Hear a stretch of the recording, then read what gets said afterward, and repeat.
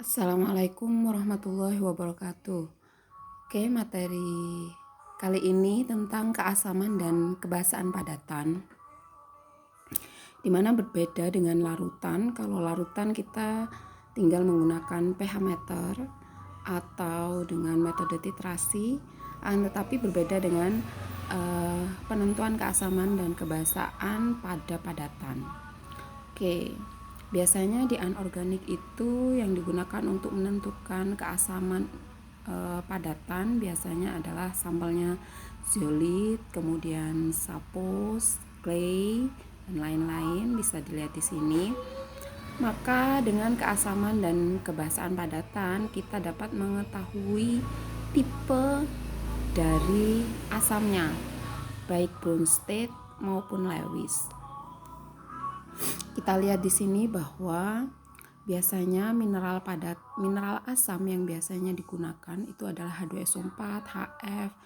Itu biasanya digunakan secara luas di industri, di mana H2SO4, HF ini adalah mineralnya cairan, bukan padatan. Oke, selanjutnya. Nah, ini ada beberapa padatan yang biasanya digunakan sebagai katalis asam. Ya, contohnya adalah misalnya di sini untuk reaksi hydrocracking atau cracking, maka biasanya digunakan adalah zeolit zeolit ZSN5 dan silika alumina. Oke, dan ini ada beberapa contoh di sini bisa dilihat sendiri bahwa penentuan keasaman pada padatan itu memang dibutuhkan. Nah, ini beberapa kekuatan asam perbedaan yang diinginkan pada reaksi tertentu. Misalnya untuk reaksi isomerisasi cis trans maka dibutuhkan keasaman yang lebih rendah dibandingkan dengan di sini misalnya cracking, maka dibutuhkan keasaman yang sangat tinggi. Ya. Maka penentuan keasaman pada padatan yang akan digunakan sebagai katalis itu dibutuhkan. Oke, ini ada beberapa metode yang banyak digunakan untuk menentukan keasaman pada padatan. Yang pertama ada titrasi dengan basa organik sama dengan larutannya. Kemudian yang kedua ada TPD, ya, adsorpsi TPD, adsorpsi dan desorpsi basa pada TPD. Kemudian yang ketiga metode NMR, dan yang keempat itu adalah spektroskopi IR, dan yang kelima juga spektroskopi IR tetapi dengan adsorpsi basa. Oke, kita nanti akan fokusnya ke yang nomor 5 yaitu spektroskopi IR dengan adsorpsi basa. Yang pertama titrasi dengan basa organik, di mana titrasi dengan basa organik ini hampir sama atau mirip dengan titrasi pada larutan. Nah, di sini perbedaannya dia menggunakan yang namanya indikator, namanya adalah Hammett. Ya.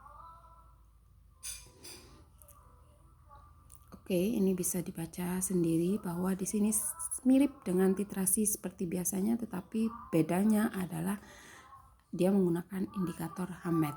Maka di sini dengan indikator Hammett itu juga dapat diketahui pH-nya itu berapa. Kita lihat di sini, ini adalah contohnya H2SO4 ya. Kemudian ini HF dan sebelah bawah di sini semuanya adalah padatan. Oke. Ini ada beberapa contohnya. Kemudian akan tetapi di sini dikatakan bahwa karakterisasi menggunakan indikator Hammett ini untuk materi padatan ternyata dia tidak cocok dengan konsep padatan, sehingga di sini dikatakan membutuhkan metode yang lain. Oke. Nah, selanjutnya yaitu TPD, temperatur terprogram desorpsi. Maka di sini pada permukaan padatan biasanya diadsorb tertentu, misalnya amonia, maka sejumlah adsorb amonia itu yang akan dikatakan sebagai keasamannya. Nah, contohnya di sini adalah NH3-TPD ya. Biasanya itu digunakan untuk menentukan keasaman permukaan pada katalis heterogen di sini atau padatan. Biasanya zeolit ya yang menggunakan ini.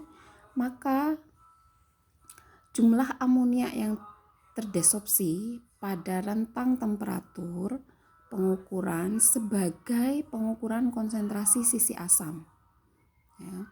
Jadi yang pertama adalah amonia itu diadsorb, kemudian didesorb pada rentang temperatur tertentu. Dia adalah sebagai pengukuran konsentrasi asam. Kita langsung saja pada contoh, misalnya di sini sumbu X-nya adalah temperatur, kemudian sumbu Y-nya di sini adalah desorpsi. Setelah amonia teradsorb, kemudian dia didesorb pada rentang temperatur tertentu. Jika membutuhkan temperatur yang rendah untuk mendesorb NH3, maka padatannya dia keasamannya adalah asam lemah. Jika muncul misalnya pada membutuhkan temperatur yang tinggi untuk mendesorb NH3, maka dia keasamannya lebih kuat. Ya, contohnya adalah H-beta di sini, zeolit H-beta ini dia memiliki sisi asam dan juga sisi asam lemah dan juga sisi asam kuat. Tapi di sini kita lihat bahwa sisi asam lemahnya dia lebih tinggi. Nah, ini beberapa contoh ada zeolit Y, ZSM5, Fe ZSM5, ZSM5 dan SAPO5. Maka di sini dapat diketahui meskipun dia memiliki sisi asam lemah dan asam kuat, tapi kalau dilihat dari kurva di sini, maka ZSM5 di sini dia membutuhkan temperatur yang lebih tinggi untuk mendesorb NH3 dibandingkan dengan yang lain, maka ZSM5 lebih banyak memiliki sisi asam kuat.